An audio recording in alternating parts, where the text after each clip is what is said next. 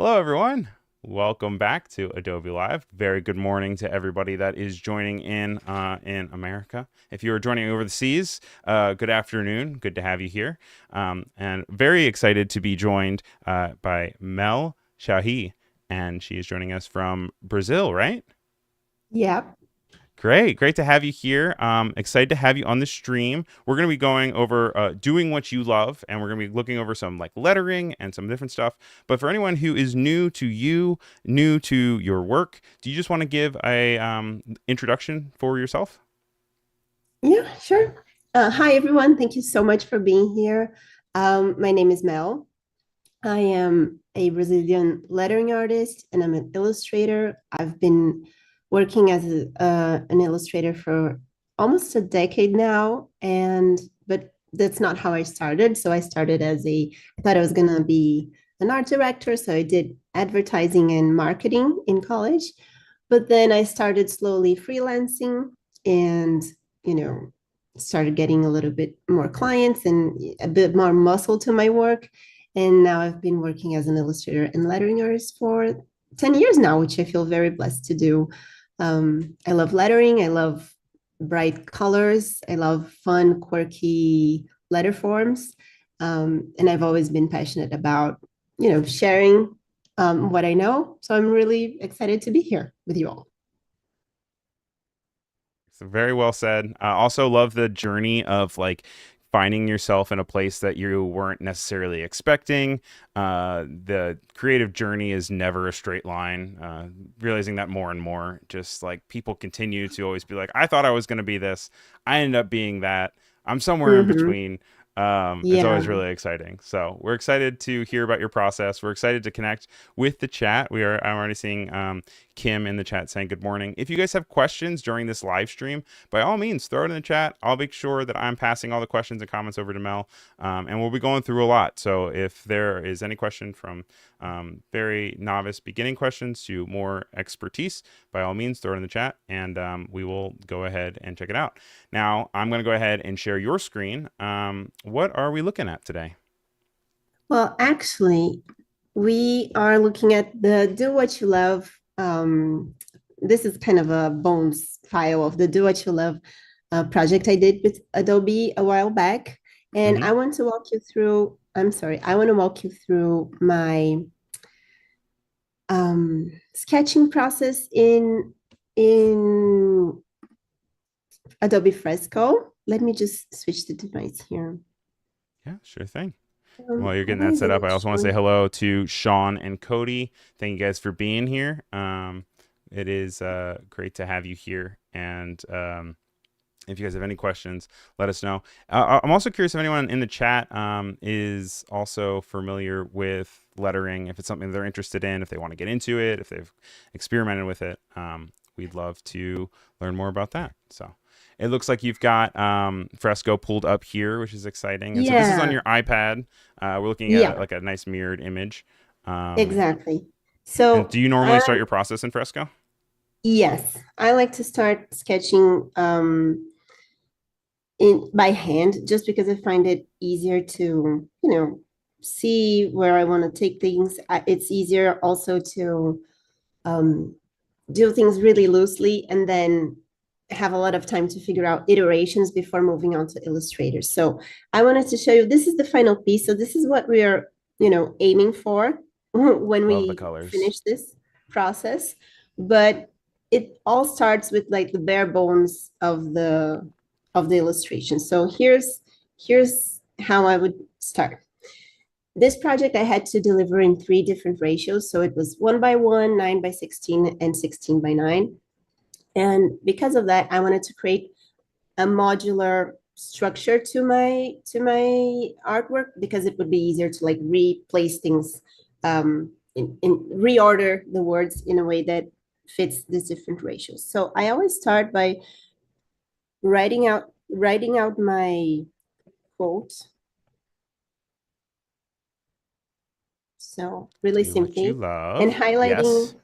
what what words I want to like emphasize on this layout. So for this one, it would be love, right? I knew I wanted love to be like really big in my compositions. and then do what you would have to fit the remaining space in one of these different ratios. So I would start sketching like very loosely like this, like very small thumbnails, just to get the composition right before starting to work on the letter forms themselves. Okay. So I know that love has to be really big. So it would be something maybe like this. I believe here, do what you, and then love would come something like, And so you're normally working kind of on a smaller scale because you mentioned that you were doing thumbnails, right? So this is yeah, something where you're like keeping it small. You might like explore it a little bit more, um, but getting the idea that just kind of like working zoomed out so that later you can zoom in, right? exactly. And that's like, to me, that's the best way to start because you can figure out right from the start if a composition is not going to work if you're working like this, and it saves you a lot of time, right? So you don't end up finessing the letter forms and then figure out, oh my god, this doesn't fit, or the words are looking too narrow, too wide. It's, for me, it's better to always start like with the skeleton of the design and then move to the next steps, like building the body of the letters and finessing and adding, decorations, colors, textures, and everything that comes after the composition. So Right. I know that the one by one, would look something like this, but then I have a lot more room to fill with the 9 by 16. So I would separate and do something like, do what you, and then love, again, like really big and prominent, like so. And for Right. the And also 16, when you're doing yeah, this, you're just using kind of like a general pencil brush, right? yeah. Mm-hmm. Okay. It's just That's the great. basic stuff. I was like, I know that Adobe features like so many new cool tools, but I always, because I think because I started like really early with Adobe products, I'm so used to working with the basics, and they work so well for me Yeah, that I I mean, there's end something up, to be said about the basics, right? Like, there's no yeah, harm in like but, saying like I use but I end up basics. always This is what going works for back me. to the basics, no matter what. So, and for the 16 by 9, I kind of know that this square is going to fit here and this part's going to fit here. So do what you would be here, and then love would fill this big, beautiful space right here. So this is how I would start. Okay, I got the compositions right. I'm going to move to the next stages, which I call the skeleton of the actual lettering. So I have a guide here, set up some guides just to make it easier for us. And is this something that you guides do you set up with like every single thing that you work on, or is it kind of project based? I like to use guides for pretty much everything, Mm-hmm. just because um, it depends if the final product, if the final piece you want to be very precise, then I start with guides.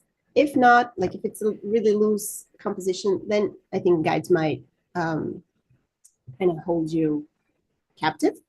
Yeah. So I, it depends on the project, but I do tend to use a lot of guides.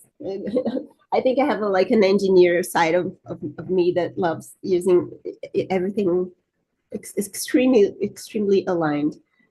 So Um, very kind of particular. I mean, and there is always kind of that intersection between being very particular and like detail oriented, and then also the flowy, creative loosey goosey version. I think that's where your art normally actually sits too, because since you're working with type, you have to kind of stay tied to these letter forms, but also you can get a little bit fun with it. I'm seeing in the yeah. chat that Kim is mentioning that your dress is beautiful and that it reminds them of a artist named it's Joao Inserti, and he is a Rio de Janeiro born artist. And I'm looking at his Oh website and I yeah, totally it's see it. very likely this it's actually a like a jumpsuit. It's from a Rio de Janeiro brand, so perhaps he is the Oh artist wow, who illustrated how funny would the that be? I mean, I would just be like kind yeah. of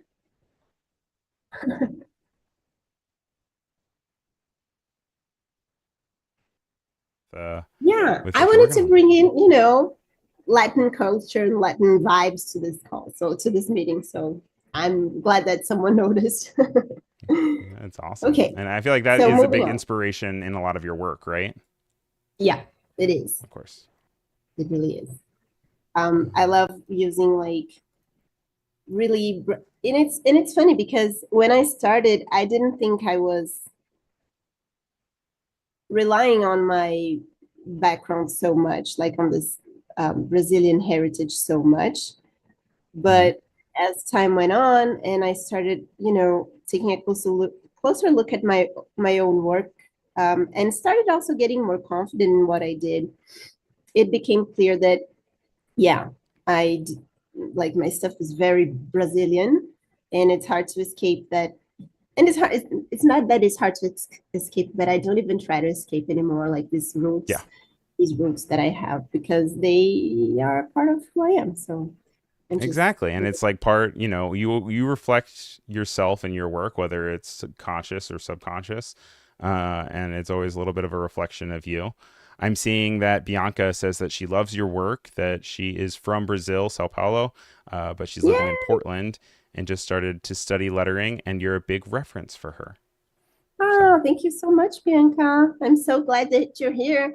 I think it's funny that I'm like that people are inspired by what I do. But I'm really glad that you're into lettering. Lettering is something um, that you can really like. You can go all in. There's so much to learn.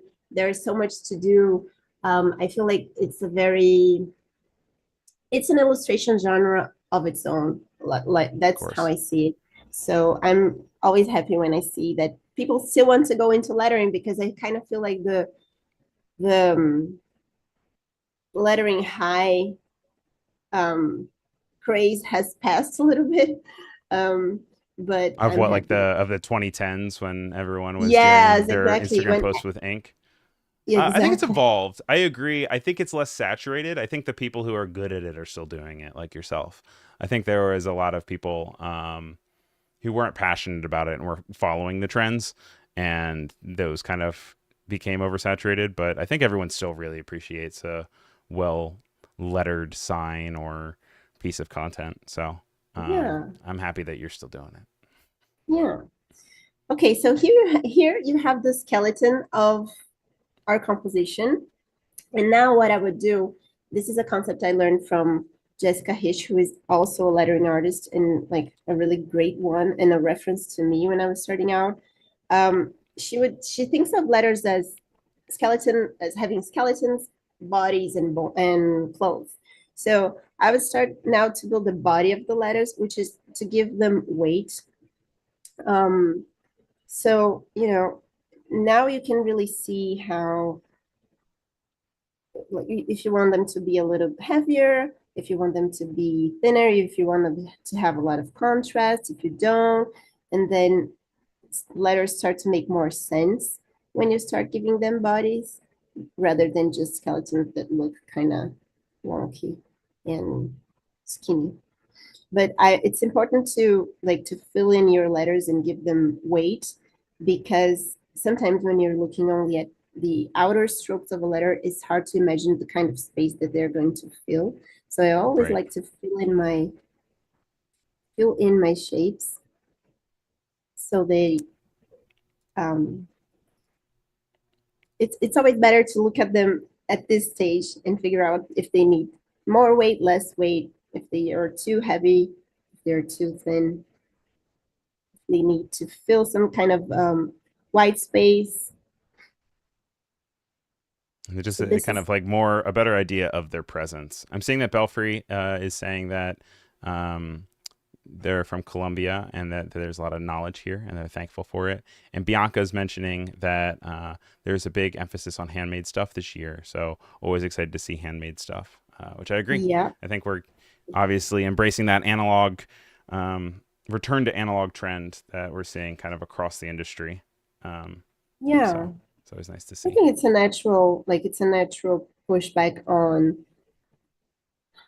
fears that all creatives are having with the rise of, AI tools and, generative AI tools. And I, I kind of, I'm of the belief that humans like to see human work. Oh, of Um, course. and so even digital tools like this one always have a human hand, controlling the machine. So yeah, I'm also And trying to you're incorporate more texture into my work as well to make them feel more tactile. Although I am going to show you like really vector stuff next, but in general, I'm trying to incorporate a lot more handmade texture to my work as well. there's something about that synthetic feel of lack of texture that I think makes something feel way colder. And so whenever you have opportunity to incorporate texture, I think that always just makes people resonate with your work more. Mm-hmm. Um, Absolutely. that's cool. And then, so you're doing this all by hand. Are you right-handed? Yeah. Mm-hmm. Okay, cool. So you don't have to ever worry much about like getting ink all over your hand because you have to go over I top of don't. it or anything. That's a that's a problem that I can't relate to with left-handed people, but I know like for calligraphy, it's a huge issue if you're left-handed and you like to do calligraphy because the ink takes a while to dry. So you really do smudge letters when you're trying to write. And I then know for that when can you be were huge. learning through this, obviously, because then calligraphy has its own thing. Are you mostly self-taught with your letters? Have you ever? I am Um, 100% yeah. self-taught. Oh I wow. started Yeah, I started, well, not self-taught, like I went to Skillshare and platforms like that to Right. learn when I was starting because I was just a follower during the 2010s lettering bonanza. And We need you I to was make like, a oh, poster for that. The 2010s lettering bonanza. yeah. And I was like, oh my God, I can't believe that people do this for a living. This could be a career. I can't believe it. And I was like, but do they really do this by hand? And so I went to platforms like Skillshare or YouTube. There was a lot of good content on YouTube as well. And I watched a bunch of online classes on how to properly build the letters, how to vector letters. And yes, I learned that people really did that by hand. And I was so amazed that I've always been a lover of typography. I was that graphic designer that, spends a whole day looking at fonts just to choose something for a project. So I was like, okay, I really love this. Let me try. And that's how I started. And I And it starts with a practiced and love of the practiced. letters and building an understanding of type and forms. What would you say is your favorite letter? Mm, I love R's. They are very dramatic. Nice answer. My name starts with an R. Oh yeah. Oh, that was perfect. But I cut you off. I'm sorry. Why do you like R? Because it's very dramatic. R's can be, they have like this, the leg of the arm, it can be like so, like a punch to your face. Like it can be like this, like creamy, and it can be, I don't know. I feel like the R delivers everything that you need to know about the rest of the typeface. It's like if you know Hmm. the R, you know the rest. So yeah, I And love then do you have I a love. least favorite one that you like if a word ever has it, you're like, oh, I gotta do an Mm, S. L's are really hard because they have a lot of white space next to them. Hmm. So it's hard to, but you can build cool ligatures with L's. But overall, they're kind of hard to work with just because they leave a lot of white space that you have to figure out how you're gonna fill. Yeah. And that S's white are really balance. hard to draw as well. Yeah. S's are really hard to get right. I feel like I end up doing the same S over and over again just because, I figured it out and maybe you need to practice more S's. Okay, so Yeah. you get the point. This is how I would go about wrapping up a sketch. I would fill everything in and have a, nice idea of what I want my letter forms to be. I can adjust, I can come here and try to, maybe this V needs to come a little bit more here. And so and did I you just, switch the color just for visibility for your own yeah, reference? Okay. yeah. These are not like pretty colors. They're just so I can see what I'm Kind doing of pretty. best. I Oh, still I thank can you. still vibe with it. They're different from your normal aesthetic, but I can vibe Yeah, with it. yeah. Cody's No, saying it's that just R is a fun letter for both upper and lowercase, which is true because R also has the freedom of when it's lowercase in cursive can look really funky. in cursive. It can look funky, and then I mean, it's just so versatile. It's a letter Yeah, that really it can be it can be like the poster child for the rest of the alphabet. If you know what the R looks like, it's easy to understand how the other letters will look like. So that's what I right. really love. Okay, so this is what, let me hide these layers and show you what the final thing kind of would look like. And you have your different like groups of layers over here that you have kind of hidden through your fresco Yeah. project from previous ones where you've explored it. Um, Okay. This is our cute little sketch. After, let's say I finished that earlier stage, this is what it would look like. And then I'm gonna send this to Illustrator on my desktop so we can start the vector part of the fun. Now, before I, we do that, real quick, so mhm, we just watched you essentially go through. You started with kind of like stick letters, is what I'm going to call them, yeah, and then you fattened them out and kind of colored them in. Then from there, after that point, it looks like you then take those fat layers and you just give them a strong outline with just one stroke. yeah, exactly. Okay. Just because it's easier to vector, but I could just send the fat letters over to Illustrator as well. It's just that this way it's easier to see where I'm going with the vectors, with the anchor points in the next stage of the Okay. process. But I Also, could, Danny what I is want, from Brazil and saying that he's checking in and saying hello to you. So good to have you, Danny. Right now, we are just going through the lettering process of Mel. We're talking about her journey as a type artist, her teaching through like Skillshare and learning about letter forms. And so we started with Fresco, and now I believe we're about to switch on over to Illustrator, right? yes, Okay, yes. Can you see great.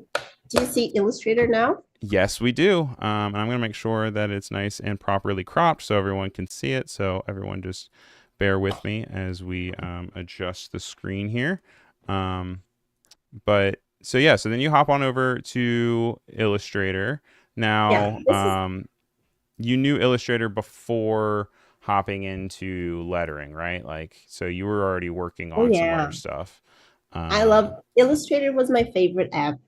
It still is my favorite app, I think, but I really loved InDesign when I got to working with magazines. But oh, okay. Illustrator, like you Definitely can want to do a unpack little that bit of later too. everything. Hmm? Definitely want to unpack that later too. Can Yeah. you go ahead and can you drag your Illustrator a little bit more to the left just so that we can see the tools on the right of your. There you go. Great. So we've got you Is this full better? screen here, and we've got the sketch that we worked on. And what is Yeah. next in our process? Okay. So here's what the final vector would look like, but I'm gonna walk you through how I did this love part just because it has more. So you can see the sketch in the back. Mm-hmm.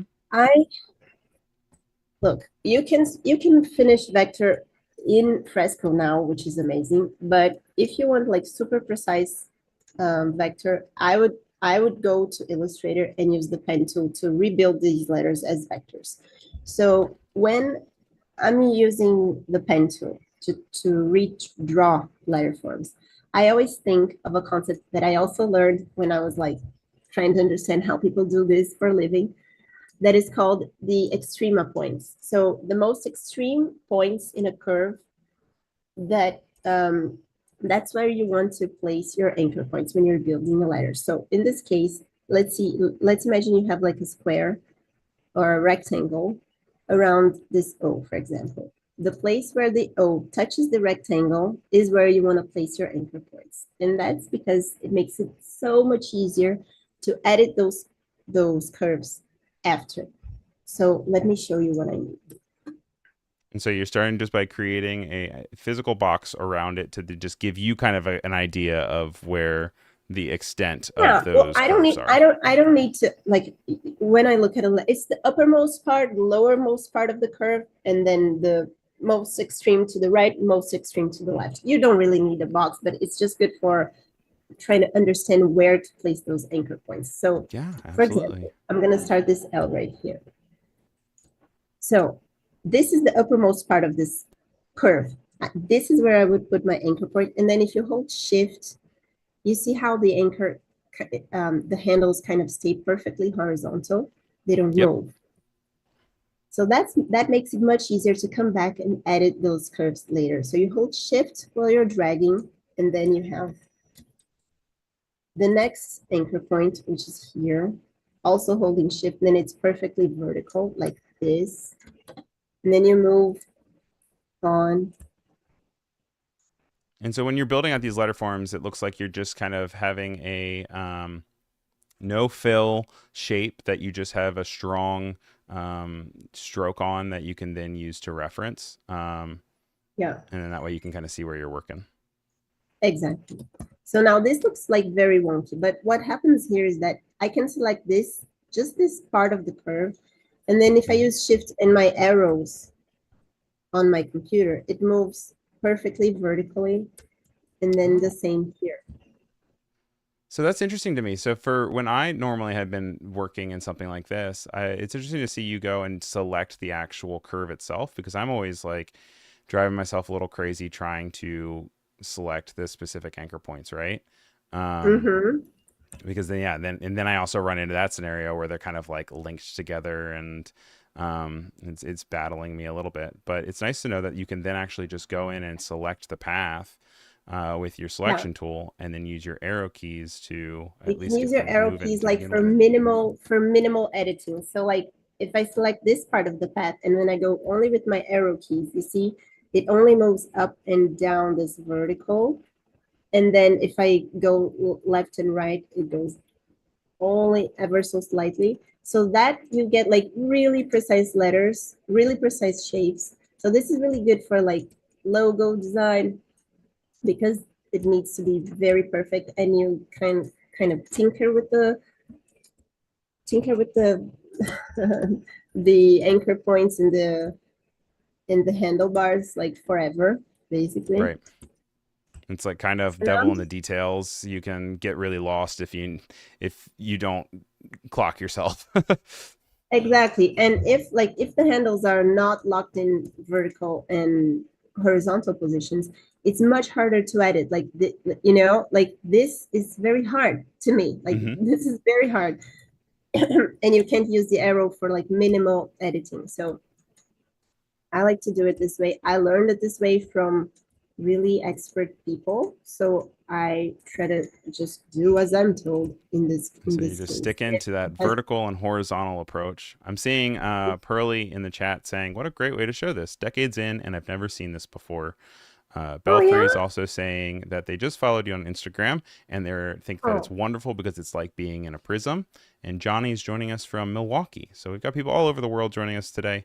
And it's really good to have you guys here. If you have questions, please let us know. Mel is here with us for the next half an hour or so. And we're just going over lettering. So if you have any questions about lettering, about her process, about her work, please by all means throw it in the chat.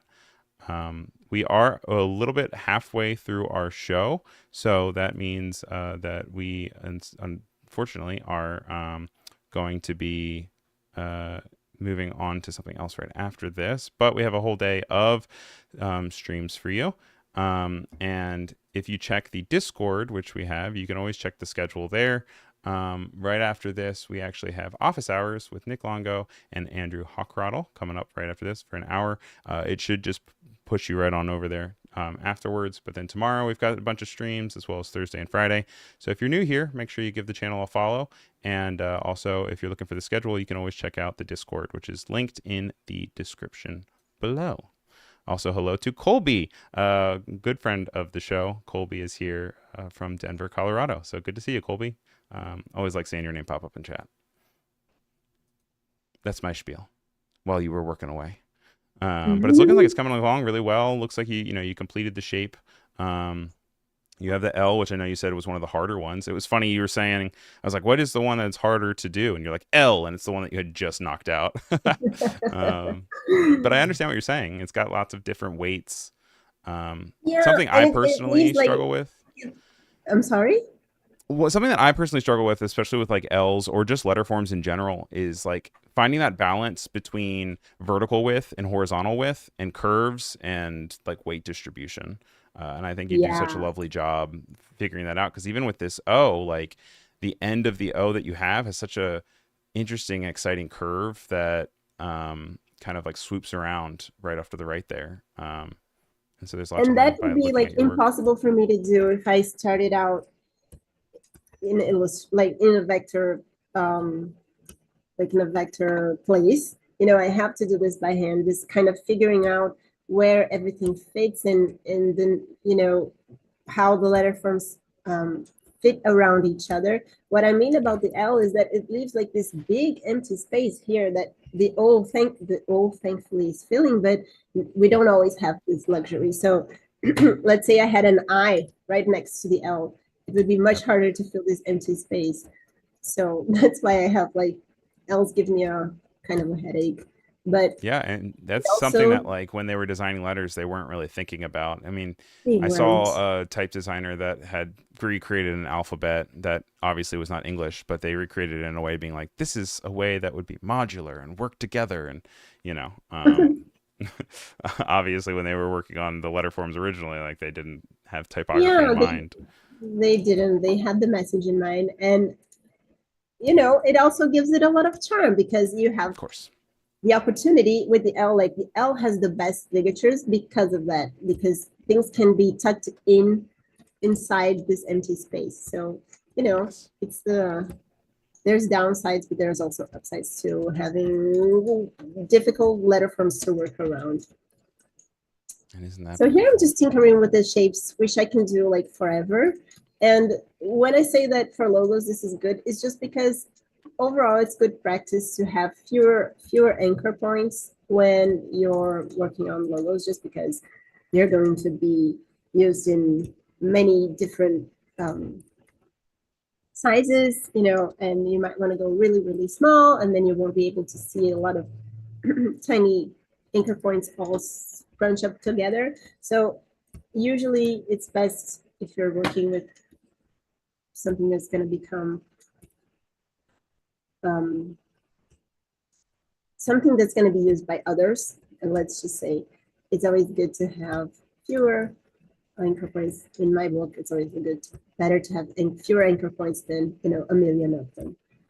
So I I think could it's also just expert leave it advice from like especially towards younger designers or people who are just getting into the field. Like just even when you're going to deliver to a client, being able to kind of revisit your vectors and see if there's anywhere where you can simplify it or you can just bring it down. Because to your point, with scaling, with printing, I know like a lot of people aren't thinking necessarily of printing, but um, with printing and the idea of like there are more points, literal points of failure if you have more anchor points. So it's always good Mhm, to be able to simplify that where you can.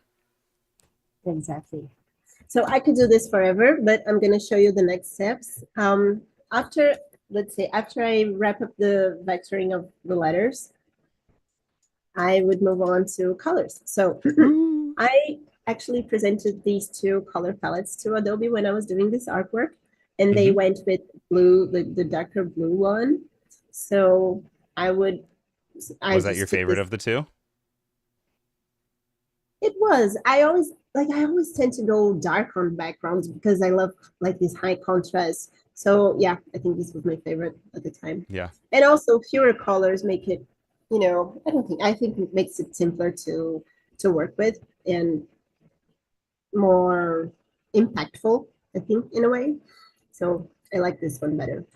And then here's like with here's the same vector, but now with colors. So you can see that we have some issues with letters overlapping, and we need to create some separation between these letters. Yep. Just It helps with so you can legibility, figure right? out like, I'm sorry. And that helps with legibility, right? Like especially with Exactly, the because like this Y is bleeding into the O and bleeding into the U. So Mm-hmm. here's what I would do. You can you can always go and do a drop shadow, do the create a shadow that goes behind the entire letter.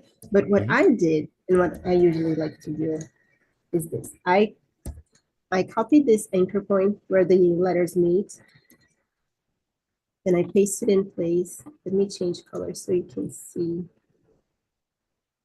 here. So you see now there's this weird line here. Mm-hmm. I will just go add anchor points so I can delete this extra thing I don't need here. And then now, why is this happening? Oh my God, why is this happening? Also, I'm seeing Belfry in Okay, the there you chat go. There you go. asking about with such like an energizing vision for a lot of yours. They're wondering, does your work take any inspiration from like astrology or anything, or is it mostly coming from a place that's just purely intuitive?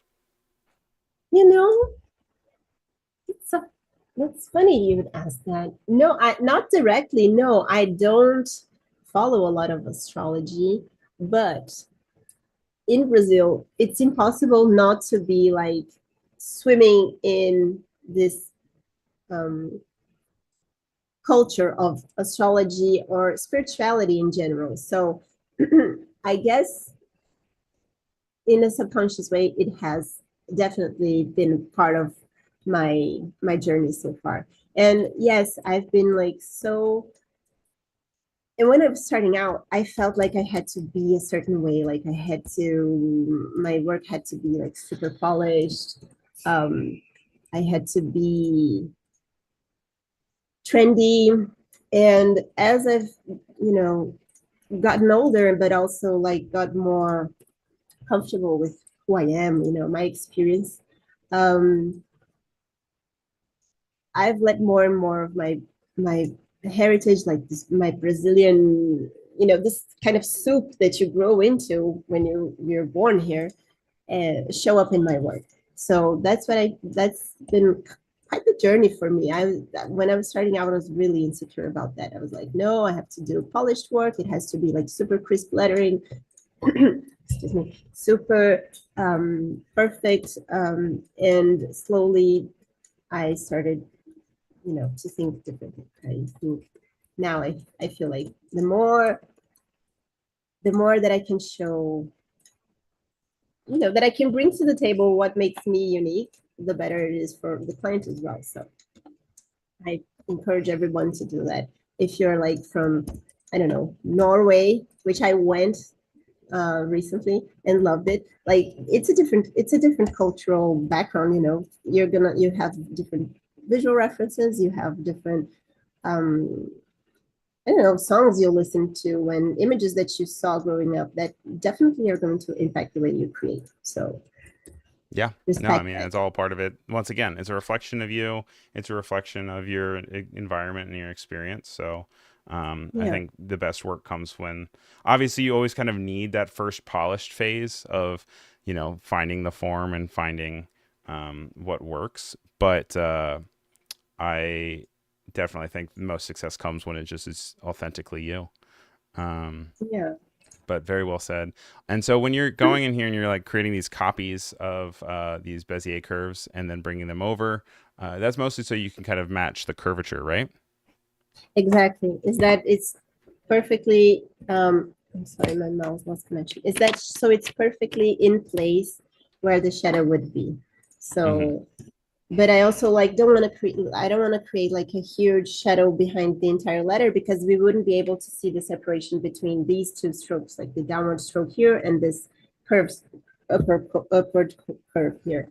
So this is how I like to do it, and I like to show it just because it's another opportunity to work with the pen tool that I love so much, Yeah, absolutely. and you can see how. And it's also, that's one of the things I feel like a lot of people get really intimidated at the very beginning with the pen tool. And the idea that like they're like, I don't know what I'm doing here, but it's like once you figure it out, I think that it gets to a good place.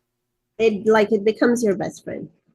Seriously. Yeah. It does That's my so much bestie. good. And it's like I said, like it's the basics, and they work for a reason. Um, I've I was when I was talking to you before, like um, I don't know if I'm missing out maybe on some newer features of the softwares, but I really love what I learned back in when I was in college, and it works for me. So I'm gonna keep um, loving Yeah. the So what did you go basics of to college for? marketing and advertising. So I thought I was Okay. gonna be an art director, which is kind of close to what I do, but it's not really because um, I'm not great at working with photography, for example. And to be an art director, I feel like you have to be really good working with photography, like working across many different mediums. Yeah. That's the main thing. And I was very graphic oriented when I was in college. So everything that I like, every project I worked for um, in college was somehow very graphic designy, Right. not so much art direction. So Okay. I started freelancing as a graphic designer when I was still in college, and I never went into art direction in the end. I never worked at an agency. I worked with amazing art directors though, and I love what they do, but I don't think it's for me. It's really not my visual language. I've always been more of a No. And graphic designer turned lettering artist turned now more more broadly illustrating. But I love InDesign. I was telling you about InDesign. I love it because I I wasn't always just illustrating. So when I started as a graphic designer, I took on many different projects, to support myself. And hmm I did a lot of magazine design. And InDesign is great for magazines. So Oh, I such mean a that's its smart. bread and butter, right? The idea of like being able to lay Yeah. out magazines, editorial styles. Um, I went to school for graphic design. I actually kind of got intimidated because I wasn't as passionate about type, and when it got to such a scale of editorial design, I got so overwhelmed that I was like, oh, maybe maybe graphic design isn't for me. But it just I ended up going towards motion design because that's like less characters on screen. It's like I liked the movement of it all, and so there are lots of different facets and approaches to design. Um, and so I Oh, you know went I to know my way motion around in design. design, but that's not After Effects is my baby. You went to motion design. Motion design totally intimidates me. Like I've heard for a long time now, wow, you should, do more animation. But I'm kind of scared of it. Just Oh, just it's because getting easier, and your work would translate so well into some really wonderful motion. it's Um, getting easier. That's good.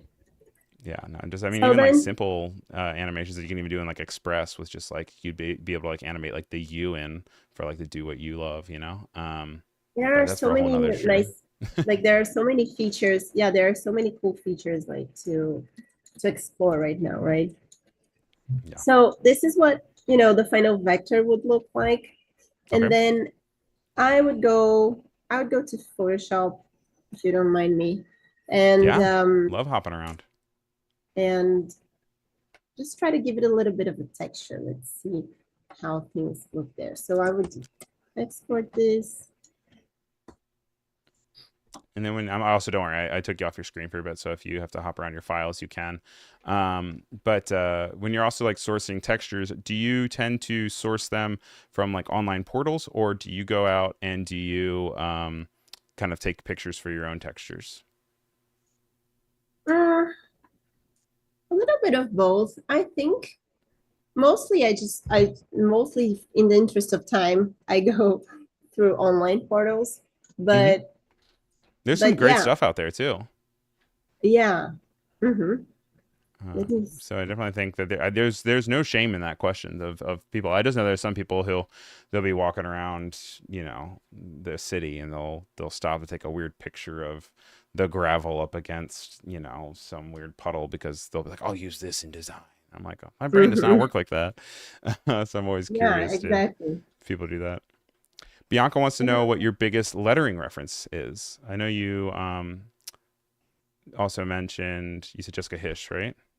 Yeah, Jessica, she's amazing. She's the she's a huge um reference, but her work is very different from mine right now. Like I started out doing like basically what she does, and then started evolving into different things. Um, I don't know. There are so many good Brazilian artists. I love Leandro Assis. He's awesome. He's so cool. His work is so unique. Um, there's Sila Costa, also from Brazil. Um, I don't know. You caught me off guard there with the inspiration. I know it's always like the thing. I just have a Instagram folder that I normally go and I'll just kind of like cycle through. Um, Yeah. Usually, lately I've been more inspired by illustration. I've been seeing a lot of illustration, which I really like. So I don't know. Yeah, yeah, I feel like your there are so letters are illustration in themselves, right? Like very illustration adjacent. that's how I feel. I feel like lettering is a genre of illustration, like very specific niche, but a niche still like of illustration because you're doing illustration, but your subjects are letter forms, right? And Yeah. they tell a story just as well. So now we are in Photoshop. You could have added a lot of more texture, I think, in Fresco if you want it to look like very painterly. Fresco is really where I would do that. Hmm. But Photoshop has a really cool way, fast way to add texture. So I just wanted to show how I would go about it in in this case. So this is just a Ooh, this is texture, fun. right? It's like a canvas kind of like Yeah, it's like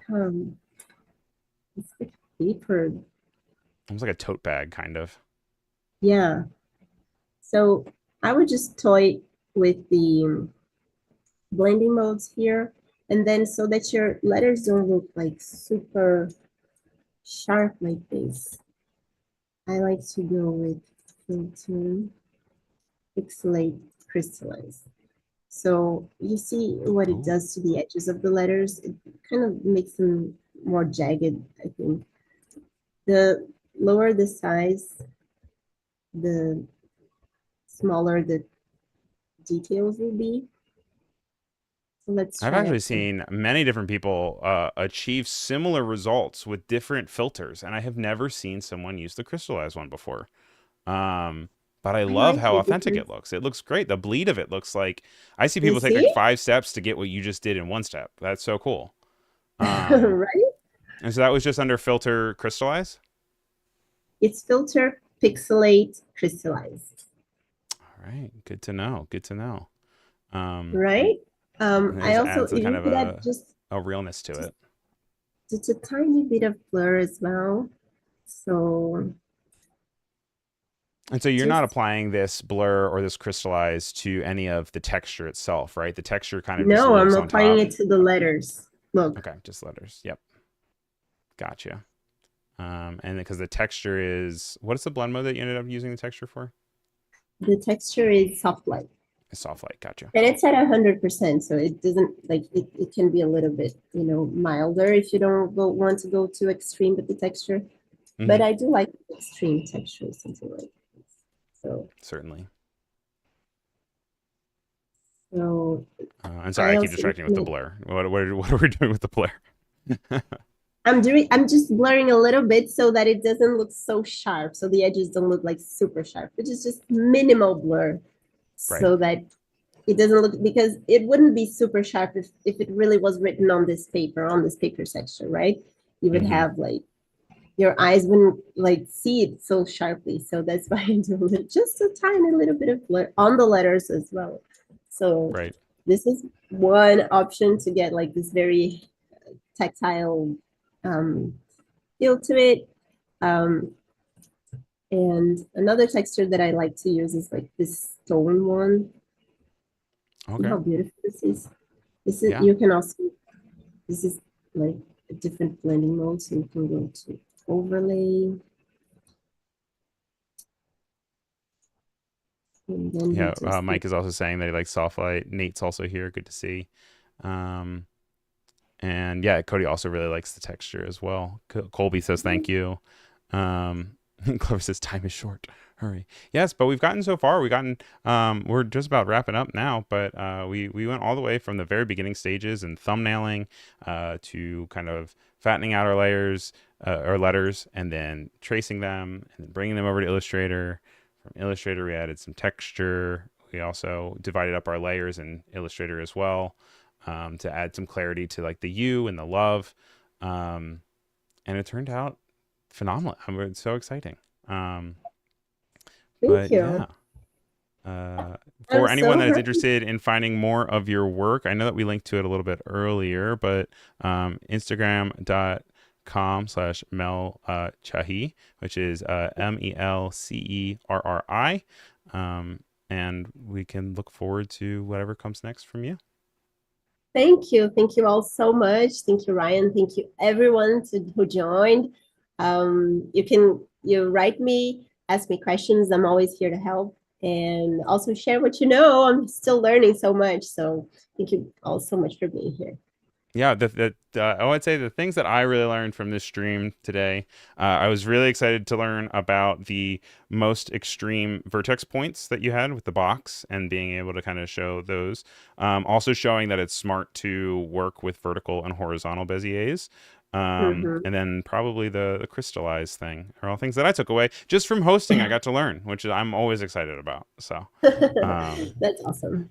if you guys are watching live, or even if you're watching the replay, coming up next after this, we have Office Hours with Andrew and Nick. It is a show all about the basics of Adobe Firefly.